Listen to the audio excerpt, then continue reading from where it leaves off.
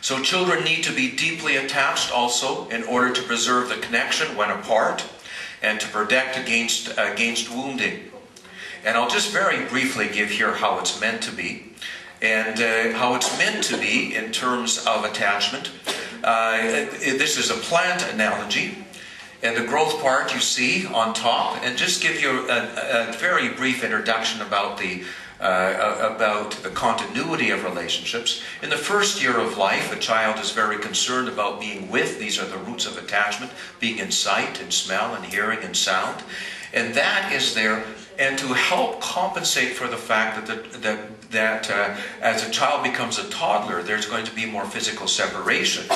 Another attachment root comes, and the child needs closeness is interpreted as being the same as. Being like, that's where the child acquires a language, models, and emulates. Our problem is this is exactly when we were putting children together with each other.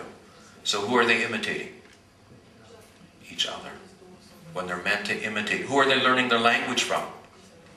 Each other. And that is why literacy is going down in all the civilized countries, not up.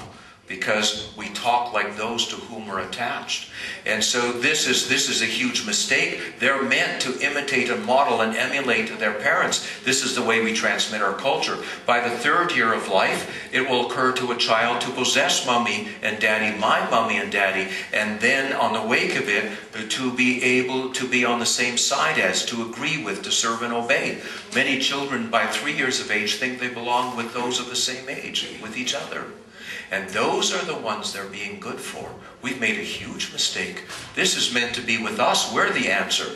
By the fourth year of life, a child will want to be significant to matter to, will interprets closeness as being dear to. This is huge, but many of our children are orbiting around their peers and want to matter to each other. So we've invented a literature of self-esteem and thinking that children need to be well thought of by their peers. That was all mistaken. That was a result of pure orientation. The answer to children need to be their parents.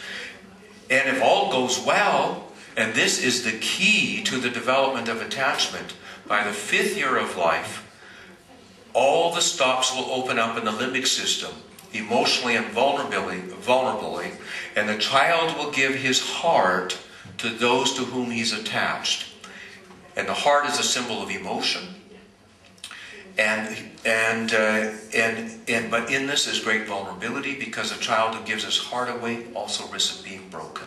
This was meant to happen to mom, dad, grandma, grandpa, uncles, aunts, where it is safe to be able to do this. I call this love here, but where a child gives his heart. This is key.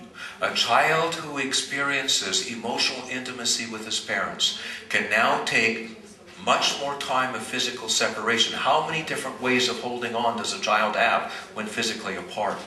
This means the later the child has physical separation, the better, because they've developed more ways of holding on. It is absolutely there. The child needs to give us his heart before he is capable of being apart without losing a sense of connection. We haven't honored this place with our children. And we need their hearts to be able to be the parents that they need. And if all goes well, then by the 6th year of life, a child will want to share all that is within his heart with us. That is psychological intimacy, and that takes care of sneakiness for them. And that's very important. Now I realize that my time is almost up, and so I'm just going to have to, all of a sudden it went away on me here, and I'm just going to have to chart my way through here. So excuse me while I just get some main points here. Children will spontaneously fall into attachment when conditions are conducive, warm and safe from disruption, and the heart is soft. All emotions can be felt. And that brings us into soft hearts. And I have a couple of points which I'll try and outline here. We are fragile creatures, easily wounded. And we now know that we can become defended against our feelings, especially the more vulnerable ones. And so we're easily wounded, and the brain does not stand idly by. It erects emotional defenses, actual filters in the limbic system to cut out the vulnerable feelings. And when that happens, it has a huge cost. And our children are in a flight from vulnerability. We see it in the loss of feelings. Many of them are not showing embarrassment. They do not blush anymore. Many of the adolescents, they no longer experience their alarm. They don't say, I'm scared, I'm nervous, I'm missing. You hear a chorus of, I don't care, doesn't matter, whatever, and escalating boredom in society, which always is an indication of defendedness. And so the loss is huge. Emotion is the engine of maturation. And so the loss of feeling is arresting the maturing processes.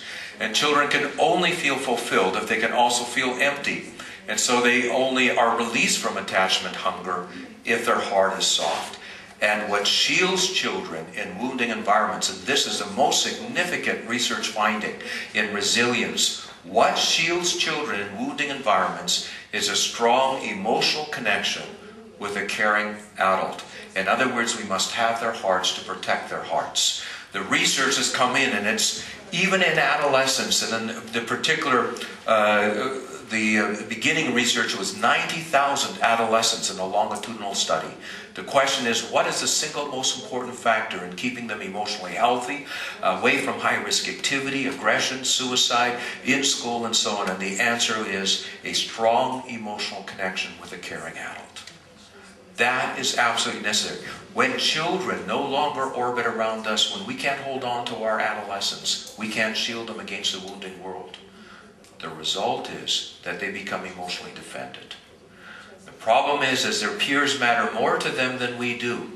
They are not defended against the wounds that happen. When their peers matter more, they get more hurt by the rejection of their peers, by not fitting in with their peers. That's why we need to matter more. We need to matter more to keep their hearts soft. And those right relationships and soft hearts, we are in the best position to cultivate right relationships and to preserve soft hearts, as these are the foundational prerequisites of healthy development. Full support should be given to parents to achieve these ends. This is right relationships and soft hearts are a parent's business. So what does the state need from us? Or what do we need, rather, parents need from the state? To be left alone. What parents need from state, largely speaking, to fulfill their pivotal roles? They need support for their principal role in raising children. Nobody can do this except parents. That doesn't mean that as parents they're all doing well, but that's where the focus should be. The focus should be on being able to give them the part. No one else will be able to do this work. Right relationships, soft hearts, true play, true tears, true rest. These are only things that parents and the parent-child interaction can provide. So they need support for their principal role in raising children, support to take the leading role in cultivating working attachments. If they need to be replaced, and we share the child rearing practices with others these days, then we need to take the leading role in cultivating the working relationships with their children and their caregivers and teachers. We need to take the leading role in being able to create those in the matchmaking that needs to happen. And good working relationships, of course, with the other adults in the attachment relay team. We need to be able to pass the attachment baton to those that we've developed relationships with that are helping us in these roles, so that we don't drop that baton and the child fall through the attachment cracks in our society, as many children are doing. They need to do this. Sweden is an amazing place. I don't think that there's any country in the world who has such clout in imposing social order. Yes, this can be used for wrong or for great good. I believe that Sweden is losing its leading role simply because it has misinterpreted what children require. It has been an economic interpretation. And it has been successful in creating the lowest state of poverty in the civilized world, or largely speaking. However, it turns out that it's unrelated to the well-being of children. Not that it's totally unrelated, but it is not the pivotal issue. The pivotal issue is children need their parents. And they need the right relationships and soft hearts. And I believe that that of any country, Sweden could again achieve this lead.